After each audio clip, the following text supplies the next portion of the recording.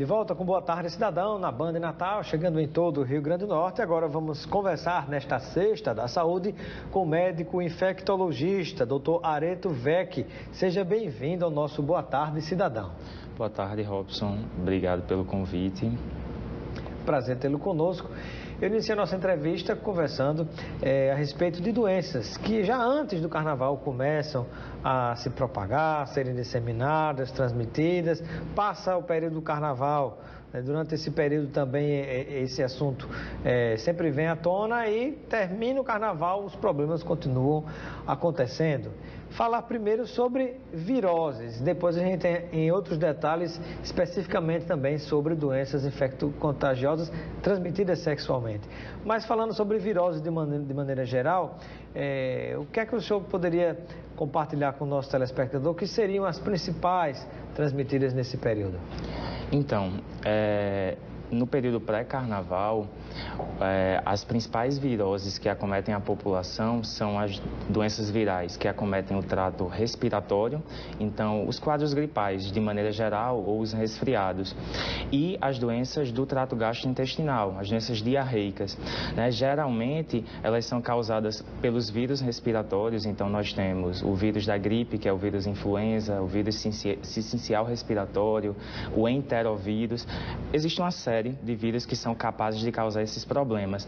E eles, de maneira geral, são transmitidos por gotículas, quando nós falamos, quando nós tossimos, espirramos, ou então quando pelo contato de mãos, entendeu? E tem vírus desse tipo que causam diarreia também, não só gripe. Exatamente. Por exemplo, os enterovírus, eles são um tipo de vírus que podem causar doença do trato respiratório superior, causando dor de garganta, pode causar obstrução nasal, rinorreia, mas também pode causar dor... rinorreia? Rinorreia é quando sai secreção clarinha, a coriza pelo nariz, né? E também pode causar dor na barriga, diarreia, mal-estar, vômitos, de maneira geral. Muito bem, doutor Areto, e quando a gente pensa nessas viroses, você estando no meio de multidões, é possível evitar ou não tem jeito? É um pouco complicado evitar, porque o carnaval é um contexto de grandes aglomerações populacionais. Então, uma recomendação, se fosse possível, era tentar escolher ambientes mais abertos, com menos pessoas, o que é difícil. Nesse contexto é muito complicado. Mas aí o que você precisa investir mais para tentar prevenir é lavar bem as mãos com água e sabão, usar álcool gel, consumir frutas, verduras bem lavados, alimentos de procedência sabida, confiável, alimentos bem cozidos, exatamente para evitar o potencial de adquirir esses patógenos. E sobre isso a gente sabe que tanto antes como durante e depois até do carnaval, tem muita gente que às vezes come alguma coisa na rua sem ter muita certeza da procedência ou do cuidado daquela pessoa em preparar aquele tipo de alimento. E aí vem também outros problemas de infecção. Que são geralmente as gastroenterites, que as pessoas geralmente chamam de jeca.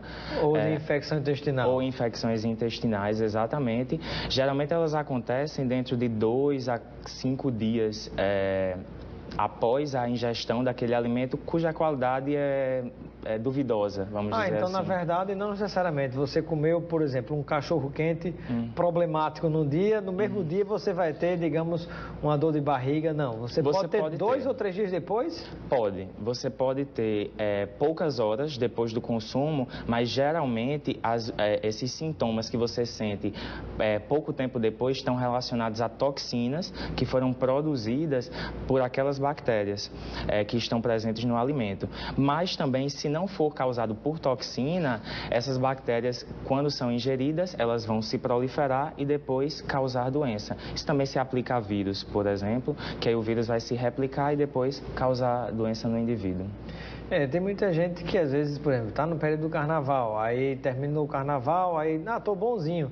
Aí depois aparece uma doença, uma virose, coisa desse tipo, uma gripe. E aí a pessoa, mas onde é que eu peguei essa gripe? Aí pode ter sido antes, lá no carnaval?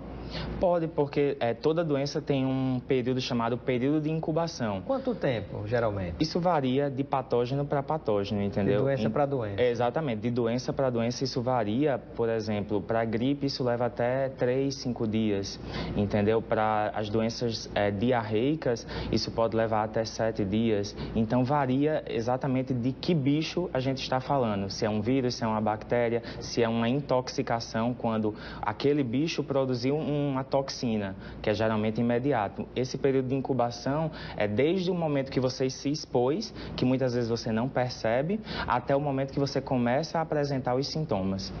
Muito bem, estamos conversando no Boa Tarde Cidadão de hoje, nesta sexta da saúde, com o Dr. Areto Vec. Ele é médico infectologista, está falando aqui sobre as várias doenças que são transmissíveis por via oral, seja através do beijo, através do espirro, de um contato mais próximo, através da prática do sexo também, vamos já falar detalhadamente sobre isso, tudo isso no nosso Boa Tarde Cidadão.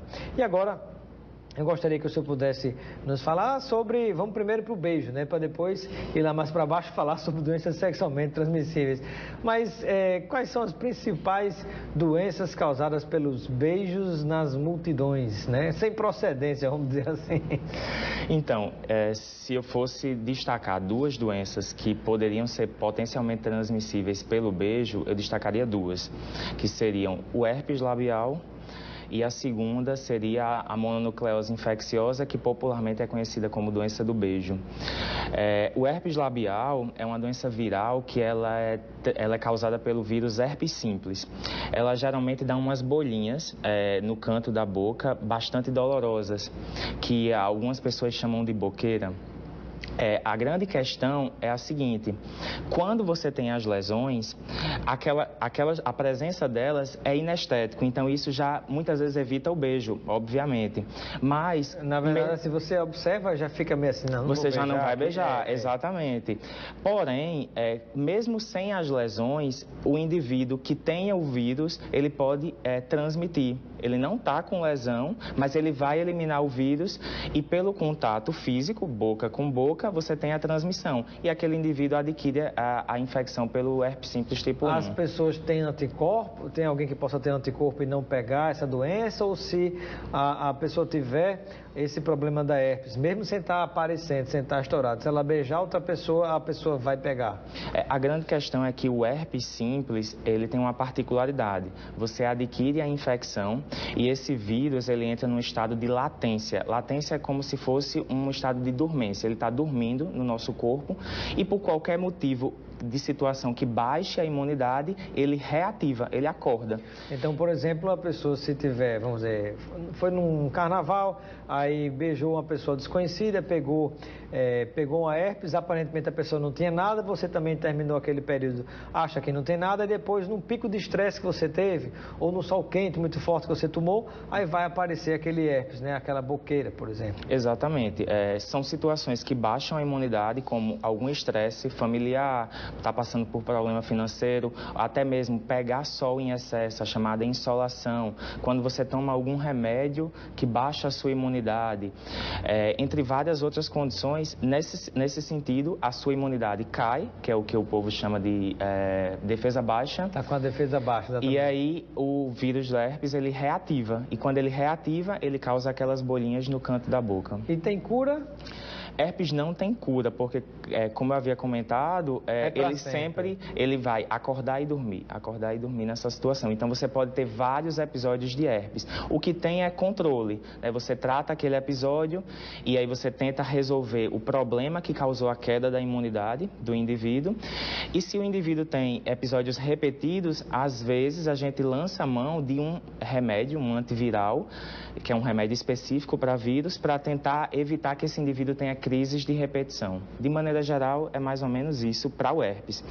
E a mononucleose, que era outra doença que eu havia comentado, a boqueira, que é a doença do beijo. A do beijo. É outro vírus que causa, chamado vírus Epstein-Barr, a mononucleose infecciosa. E o vírus Epstein-Barr também, ele pertence à mesma família do herpes. É um herpes vírus também. E mais ou menos depois de 4 a 8 semanas, ou seja, de 1 a 2 meses depois que você se expõe ao vírus Epstein-Barr pelo beijo, é que o indivíduo começa a apresentar os sintomas, que são geralmente febre, dor de garganta, aparecem ínguas na região do pescoço, da axila, da região inguinal. Ínguas holandas é o que o povo chama de linfonodo.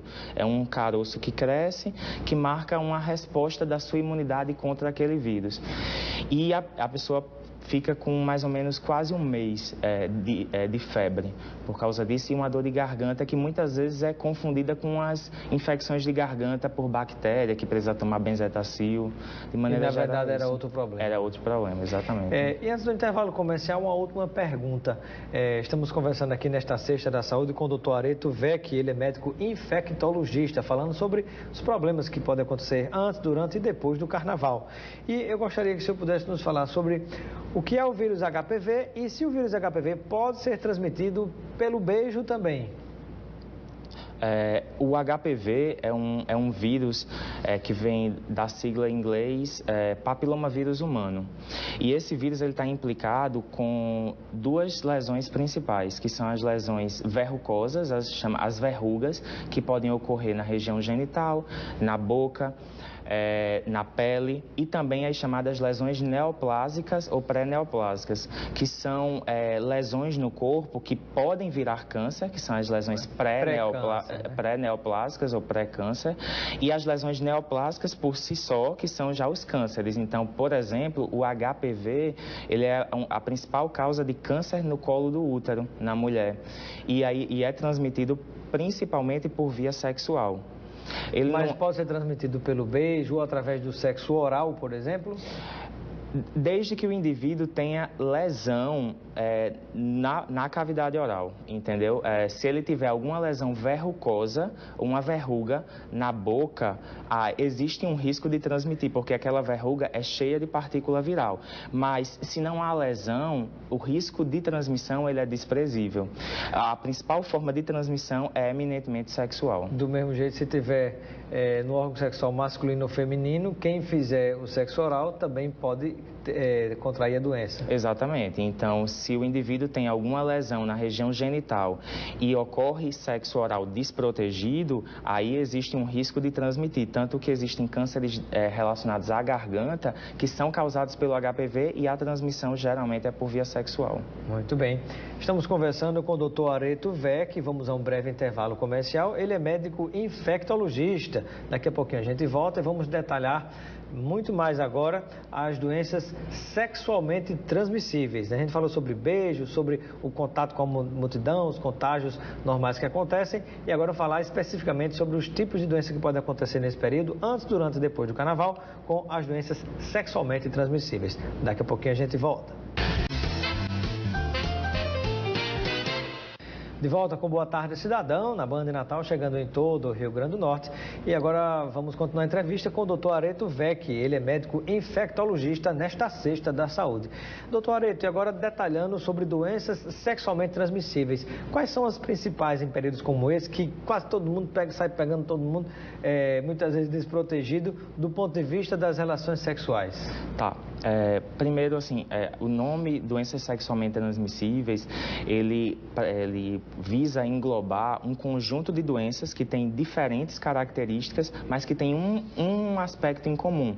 A principal forma de transmissão é o ato sexual desprotegido. Ou seja, a falta de proteção é algo comum às diversas doenças que acontecem através do ato sexual. Exatamente. E existem doenças sexualmente transmissíveis que são causadas por vírus, como HIV, hepatite B, AIDS, HPV, né? Exatamente. Existe uma diferença entre ter infecção por HIV e ter AIDS, que a gente até pode comentar um pouco posteriormente. Eu penso até que o senhor já comente agora, então. Pode ser? Curiosidade.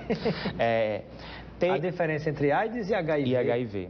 Ter infecção por HIV significa que o indivíduo entrou em contato com o vírus e adquiriu aquela infecção. Então, ele faz um exame de sangue, por exemplo, uma sorologia para HIV e dá reagente, dá positivo. Ou seja, ele tem o vírus Ele HIV. tem o vírus, exatamente.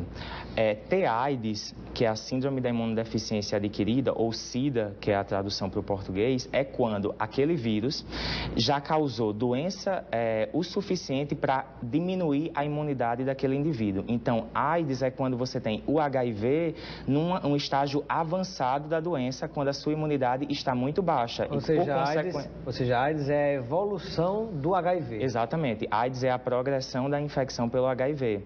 Tanto que, se você é diagnosticado com infecção por HIV, você tem uma perspectiva melhor, porque você foi diagnosticado numa fase mais precoce, sua imunidade ainda está boa, entendeu? Já a AIDS não, uma situação um pouco mais avançada da doença. Óbvio que tem tratamento, o indivíduo pode se recuperar, mas o prognóstico já é mais complicado. Então, só torcendo um pouquinho aqui, mas aí, curiosidade, né, que uma informação que eu não sabia, acho que talvez pouca gente saiba, né, que todo mundo associa diretamente a AIDS ao HIV, né, mas a AIDS já é, digamos assim, a evolução, o desenvolvimento dessa doença causada pelo vírus HIV, não é isso? Exatamente. E que complemento o senhor poderia fazer em relação a esse tópico? Pronto, sobre prevenção, eu acho que a principal mensagem para o carnaval relacionada à infecção por HIV é você se prevenir. E hoje em dia nós temos várias estratégias de prevenção para HIV que extrapolam apenas o uso da camisinha. É óbvio que usar a camisinha é fundamental, porque a camisinha ela evita uma contracepção, ela evita você ocorrer uma gestação não desejada, mas também ela protege contra as várias infecções sexualmente transmissíveis. Mas particularmente para a infecção por HIV, nós temos duas novas estratégias de prevenção, que se chamam profilaxia pós-exposição ao HIV e profilaxia pré-exposição ao HIV. A pós se chama PEP-HIV, e a pré-exposição é PrEP-HIV. Como é que funciona essas duas estratégias? Por exemplo, a gente sabe que no contexto do carnaval as pessoas geralmente consomem uma quantidade maior de bebida alcoólica e às vezes se engajam em relações sexuais sem camisinha. E aí ela fica preocupada. Será que eu posso ter pegado HIV porque eu transei sem camisinha? E não conhece a pessoa? Não conheço a pessoa, não tenho como ter contato com ela. Então, existe uma forma de eu evitar pegar HIV? Sim. Você pode procurar o Hospital Giseuda Trigueiro, que é o hospital referência em doenças infecto-contagiosas, e informar: olha, eu tive uma relação sexual de risco, estou preocupado de ter pegado HIV e queria tomar uma medicação para evitar. Isso é a profilaxia pós-exposição ao HIV. Sendo que o indivíduo precisa procurar o atendimento médico dentro de 3 dias.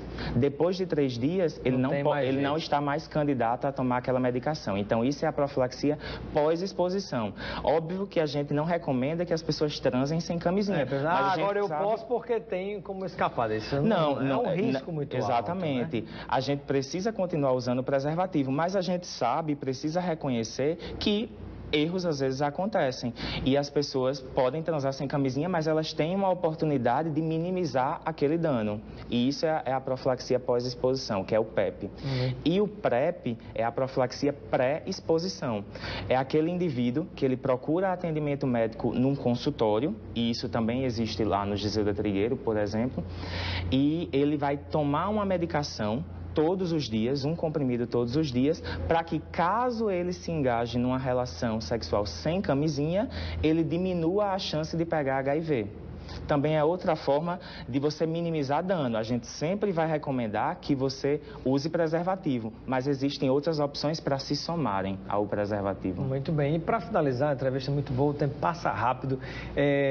A outra principal doença que é transmitida sexualmente em relações sexuais desprotegidas.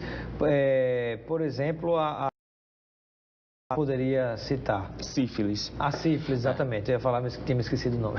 Hoje em dia, o Brasil e o mundo inteiro vem vivenciando uma epidemia de sífilis em todas as faixas etárias, incluindo até gestantes. E a sífilis é uma doença que, na maioria dos indivíduos, ela é assintomática.